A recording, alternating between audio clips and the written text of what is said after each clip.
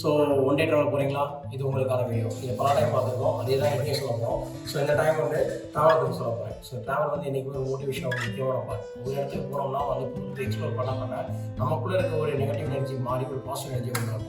So அதிகமாக travel பண்ணுங்கள். Travel பண்ண ரொம்ப முடியாதவங்க பக்கத்தில் இடத்துக்கு ட்ராவல் பண்ணுங்க, ஓகேங்களா? இப்போ நான் சொல்ல போகிற பிளேஸ் வந்து பாலக்காடு. கோயம்புத்தூர் நியர்பை இருக்க ஒரு ஏரியா. நீங்கள் எங்கே இருந்தாலுமே பக்கத்தில் இருந்தீங்கன்னா கோயம்புத்தூர் ஜங்ஷனுக்கு வந்துடுங்க. ஜங்ஷன்லேருந்து பார்த்தீங்கன்னா 50 ரூபா தான் ட்ரெயின் டிக்கெட்டு. முன்னாடி புக் பண்ணி 50 ரூபா தான். அங்கேருந்து பார்த்தீங்கன்னா பாலக்காடுக்கு ஒரு 1 ஹவர் ட்ராவல். பாலக்காடில் இறங்கிங்கன்னா நீங்கள் மற்ற ஏரியாத்தில் இருந்தீங்கன்னா நீங்கள் கோயம்புத்தூர் வந்துடும் போகிற மாதிரி இருக்கும். இந்த பாலக்காடு என்ன இருக்குன்னு பார்த்தீங்கன்னா பாலக்காடு ஜங்ஷனில் வந்துட்டீங்கன்னு வச்சுங்க. பாலக்காடு ஜங்ஷன் வந்து கொஞ்சம் தூரம் நடந்து போனீங்கன்னா வந்து பஸ்ஸுங்க கிடைக்கும். அந்த பஸ்ஸில் ஏறினீங்கன்னா மலப்புழா டேம் அப்படிங்கிற இடம் இருக்குது. 2 ரூபா தான் டிக்கெட்டு. ப்ளூ பேர் பார்த்தீங்கன்னா டேமோட வாசல்லே வந்து இறக்கி விட்டுருவாங்க. டேம்குள்ளே என்ட்ரி டிக்கெட் பார்த்தீங்கன்னா 30 ரூபா தாங்க. டேம் வந்து வேறு லெவல் வியூ இருக்குது. அது ஒரு சுற்றி மலை கீழே இருக்க மாதிரி இருக்கும். அது ரொம்ப வெயில் அடிக்காது. ஒரு மழை கலந்து ஒரு வெயில் மாதிரி இருக்கும். கிளைமேட் சூப்பராக இருக்கும். டிஎஸ்ஆர் கேமரா போட்டு போனீங்கன்னா அதுக்கு தனி சார்ஜஸ் வந்து அவங்க புக் பண்ணுறாங்க. ஸோ பார்த்துக்கோங்க. உள்ளுக்கு போனோடனே பார்த்தீங்கன்னா சென்ட்ரல்லேயே வந்து பார்த்தீங்கன்னா ஃபுல் ரோஸாக இருக்கும். அப்புறம் ட்ரெயின் மாதிரி வந்து அழகாக வச்சுருப்பாங்க. அது ஒரு அளவுக்கு வச்சுருப்பாங்க. செம்ம வியூவாக இருக்குங்க. போனோடனே வந்து ஃபுல்லு ரோஜா, டிஃப்ரெண்ட் ரோஜாஸாக இருக்கும். ஃபோட்டோஸ் எடுக்கிறதுக்கு செம்ம பாயிண்ட்டாக இருக்கும். Right hand side, left side, left side ரெண்டுமே இருக்கும். நீங்கள் லெஃப்ட் ஹேண்ட் சைடு போனீங்கன்னா வந்து சின்ன குழந்தைங்க விளையாடுறதுக்காக வந்து ஒரு பார்க் மாதிரி டிசைன் பண்ணியிருப்பாங்க. அது ஃப்ரீ தான். இப்போ குழந்தைங்க வந்து விளையாட விட்டுறலாம், ஜாலியாக விளையாண்டே இருப்பாங்க. அங்கே வந்து ஒரு ஊஞ்சல் இருக்கும், அப்புறம் வந்து சறுக்கு மரம் மாதிரி இருக்கும், இது மாதிரி இருக்கும், நல்லாயிருக்கும். கொஞ்சம் எப்படி மேலே போகும் பார்த்தீங்கன்னா ரோஸ் கார்டன் மாதிரி இருக்கும். அப்புறம் ஒரு வியூஸ் பெரிய ஒரு சேர்ஸ் மாதிரி உட்காந்துக்கிட்டு வந்து ஃபோட்டோ ஷூட்ஸ் எடுக்கிறதுக்கு வந்து டிஃப்ரெண்ட் பிளேஸ் மேலே இருக்கும். ஃப்ரீடம் ஃபைட்டர்ஸ் நினைவாக வந்து பார்த்தீங்கன்னா ஒரு 4 டீம் வந்து கட்டியிருப்பாங்க. அங்கேயும் நீங்கள் ஃபோட்டோ எடுத்துக்கலாம். இன்னும் உட்காரத்துக்கு வந்து சேர்ஸ் இருக்கும், அழகாக உட்காந்துக்கலாம். உட்கார பக்கத்துலேயே வந்து பச்சை பசைகள் வந்து பார்த்தீங்கன்னா உங்களுக்கு ஒரு செட் பண்ணி கொடுத்துருப்பாங்க. ரொம்ப டிஃப்ரெண்ட்டாக இருக்கும்.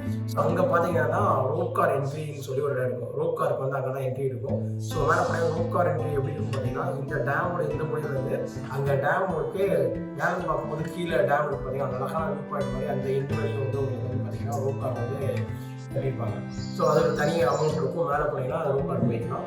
ஸோ அதை ஒட்டி பார்த்தீங்கன்னா டேம் போகிற ஒரு படிக்கட்டு இருக்கும். அந்த படிக்கட்டில் ஏறி டேம் போனீங்கன்னா டேமோட வியூ வந்து வேறு லெவலில் தண்ணி இருக்கப்போ அது போனீங்கன்னா மேலே அந்த டேமோட உணவு வரையும் தண்ணி இருக்கும். அதை பார்க்கறதுக்கு ரொம்ப அழகாக இருக்கும். ஒரு ஐலாண்ட் மாதிரி இருக்கும். அந்த தண்ணிக்கு நடுவில் பார்த்தீங்கன்னா அங்கங்கே பாறை இருக்கும். பார்க்கறதுக்கு ஐலாண்ட் மாதிரி இருக்கும்.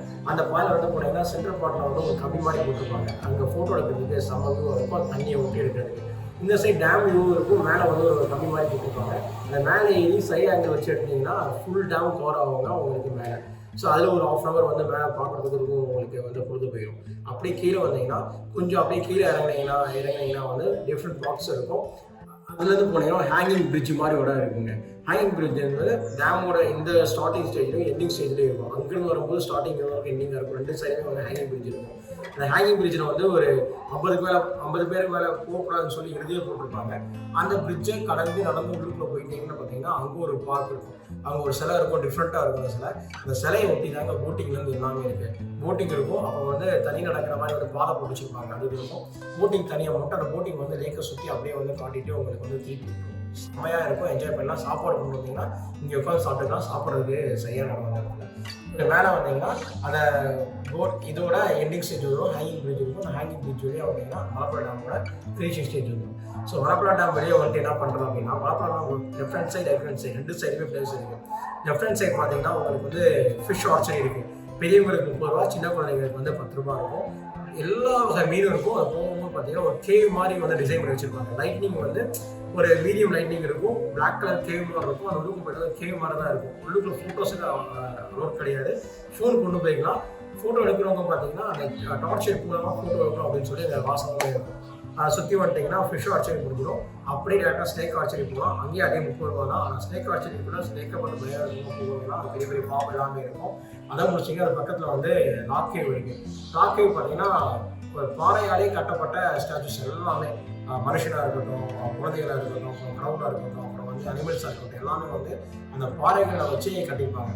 அது வந்து பார்த்தீங்கன்னா அவங்களுக்கு பொழுது போயிடும். ஸோ இதுவே பார்த்தீங்கன்னா ஒன் டே கரெக்டாக வந்து 6 மணிக்கு வந்து முடியும்.